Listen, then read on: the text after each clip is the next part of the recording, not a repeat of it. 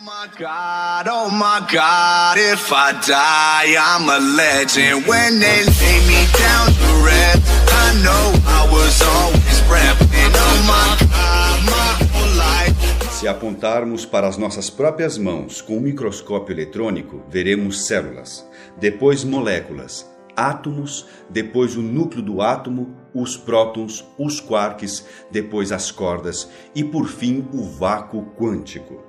Existem várias correntes da física e formas diferentes de suas análises quanto o assunto é física quântica.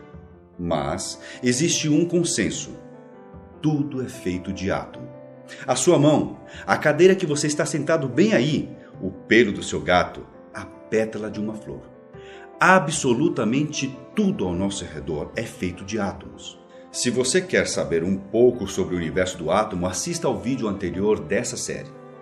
Alguns estudiosos acreditam que por trás de tudo está o vácuo quântico e que dele emana um potencial gigantesco de energia que poderia explicar muitas coisas sobre a criação do universo. De um lado, cientistas que tentam provar a existência de Deus através da física quântica. Do outro, céticos que não acreditam nessa possibilidade. Se Deus é uma energia que está em tudo, presente em todas as coisas do mundo e que emana a sua força sobre nós, o seu nome poderia ser vácuo quântico. É isso que muitos estudiosos acreditam. Eu sou Uriel Martínez e esse é o Porquê das Coisas.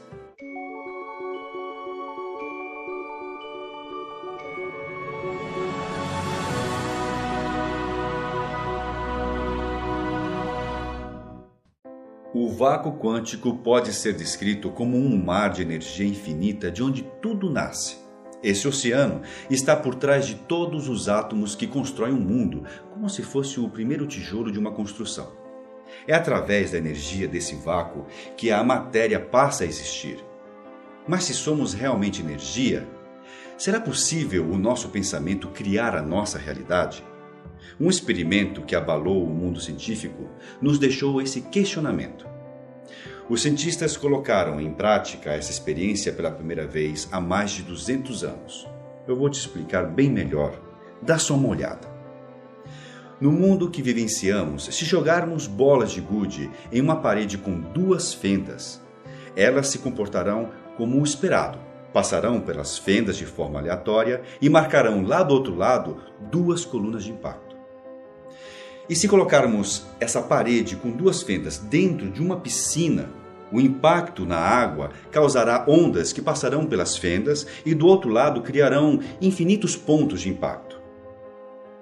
Sabendo disso, vamos para o outro lado da experiência. Esse mesmo experimento feito em um universo microscópico possui resultados incrivelmente bizarros. Pegaram então um único elétron. Só para você saber, essa partícula é 10 trilhões de vezes menor do que uma bola de tênis. E então ele foi disparado sobre uma placa de metal com duas fendas. O resultado foi muito estranho. Esse único elétron foi capaz de passar pelos dois buracos ao mesmo tempo, criando do outro lado da parede pontos infinitos de interferência. Notaram que ele não agiu como partícula, e sim como ondas? Mas como isso aconteceu? Como um objeto consegue estar em dois lugares ao mesmo tempo? Esse se tornou o experimento fundamental da mecânica quântica. É comum pensar que os elétrons são partículas, como bolinhas de gude, por exemplo, só que muito, mas muito menor. Mas nesse experimento o elétron se comportou como uma onda, criando do outro lado infinitos pontos de interferência.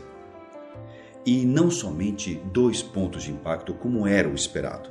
Procurando então respostas, eles colocaram um objeto observador na entrada dessas fendas para saber como esse elétron agia.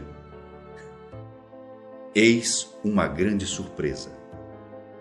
Ele se comportou de forma diferente da primeira vez, como uma bola de gude e não como ondas. Apontaram então que aparentemente o comportamento da matéria quântica é bem diferente de quando nós estamos observando e quando não estamos. E que isso aconteceria basicamente pela influência energética que o observador exerceu sobre a partícula. Bruce Lipton, em seu livro Biologia da Crença, afirma: A física quântica descobriu que os átomos físicos são constituídos de vórtices de energia que giram e vibram constantemente. Cada átomo é um centro que gira e irradia energia e cada um deles tem uma assinatura e constituição próprias.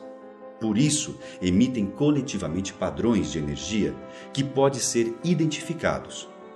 Todo material no universo, incluindo você e eu, irradiamos uma assinatura energética única. Quando o elétron foi observado, interferiram no seu rumo. Isso levou alguns cientistas a procurarem explicações e a formular teorias sobre esse assunto. Algumas linhas de estudo acreditam que essa é a prova mais concreta de que o pensamento influencia tudo ao nosso redor, da mesma forma que influenciaram o elétron. Em outro teste feito em laboratório, os cientistas conseguiram fazer com que duas partículas se interligassem. Juntaram duas partículas e depois as separaram em distâncias gigantescas. Ao movimentarem uma das partículas, automaticamente a outra realizou o mesmo movimento. Comprovaram cientificamente que elas passaram a se comportar de forma interligada, como se não houvesse espaço entre elas. Esse fenômeno é conhecido como entrelaçamento de partículas e pode explicar perfeitamente a possibilidade da telepatia e reforça a ideia de que o pensamento pode modificar nossa realidade. Atualmente, a física entende que os elétrons podem ser ondas e partículas ao mesmo tempo, dependendo da forma como nós, observadores, agimos. Essa dupla característica, aparentemente contraditória, é chamada de dualidade onda-partícula. E isso explica muita coisa, além de abrir milhares de possibilidades sobre o universo. Somos matéria ou energia? O elétron é partícula ou onda? A resposta para as duas perguntas é simplesmente a mesma. Somos tudo ao mesmo tempo. Por isso, a mente e o corpo devem seguir juntos. Segundo estudiosos de física quântica, pensamentos negativos atraem acontecimentos ruins. E dessa forma, atraímos a doença, as dívidas, relacionamentos ruins e etc.